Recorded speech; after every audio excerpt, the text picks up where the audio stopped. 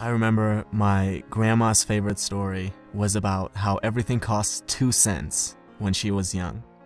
But now, everything constantly got more expensive. And it was all because of the government. These uneducated pigs didn't know how to control prices. And when I was privileged enough to hear the story, her complaining would last for hours and hours. And that's exactly what reactive people do. They always focus on the things that they cannot control. It's not possible that a concept like inflation would exist, and if it did, it's impossible that they wouldn't know about it. On the other hand, proactive people realize, look, even if my complaining were completely objective, it doesn't help me, so I'm going to focus on what I can control. If a proactive person owns a business where he sells a product, instead of focusing on how people these days don't appreciate good products anymore and how the government has horrible regulations, he focuses on how can I improve my product so my customers can't live without it. Do you realize how much responsibility, how much dedication, how much hard work comes along with asking that question? And what do you think our effort minimizing brain is going to pick as default? And that is exactly why most people focus on the things that they cannot control rather than focusing on the things that they can. Habit number 1 is be proactive. Now, imagine you're at a funeral, but this one's different from all the funerals you've ever been to. You're standing over the casket and you see yourself. What do you have to say about yourself? This is one of the most powerful questions you could ask. Are you doing the things in your life which are aligned with what you want to be able to say? Do you want to say that you are a good spouse? If that's the case, how does coming home and instantly being negative towards your spouse affect that? Do you want to be remembered as a person who added value to society?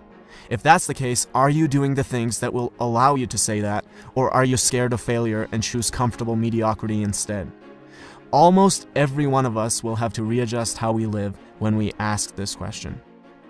Habit number 2 is begin with the end in mind.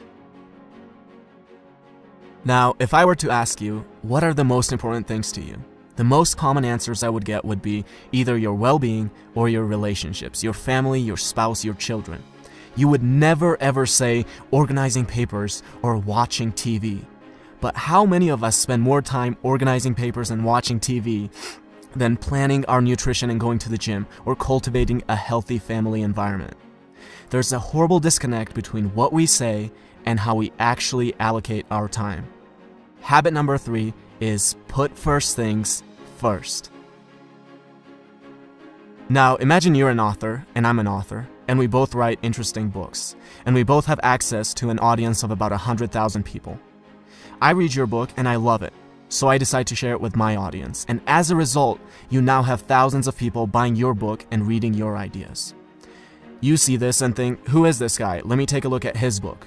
You start reading my book and think I have ideas that are valuable, so you decide to share it with your audience. And as a result, I now have thousands of people buying my book and reading my ideas.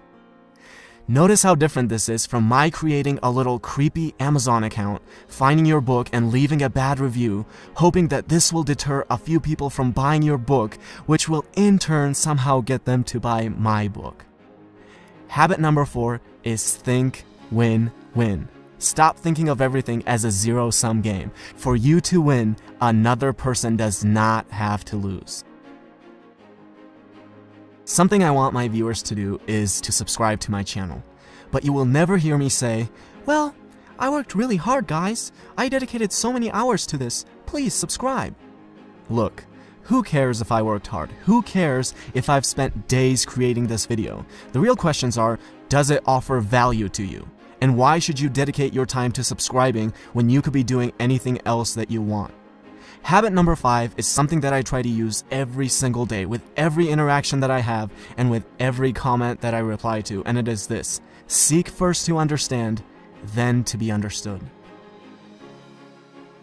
Now, imagine there are 2 people and a tree with 5 apples on it. They're both too short to reach the apples, but if one of them sits on the other's shoulders, he can reach all 5 of the apples. This is called synergy. The whole is greater than the sum of its parts. Now, I'll be the first one to admit that you can't achieve this with everyone, but you should always be looking for opportunities to create synergy. With every synergistic opportunity you create, you can gather many more apples than you otherwise would by yourself. Habit number 6 is synergize.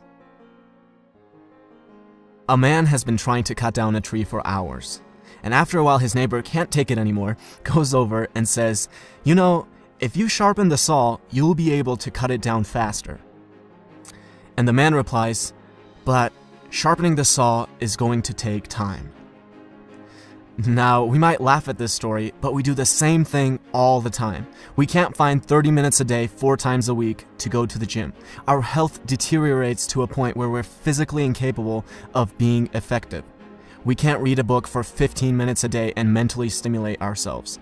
No, these things take too much time. And then we have the audacity to ask for little tips and tricks on how to be effective. It's like telling your engineer, "Don't worry about the foundation, where can we get the magic bricks that will float in the air?" Habit number 7 is sharpen the saw. And these are the 7 habits of highly effective people by Stephen Covey.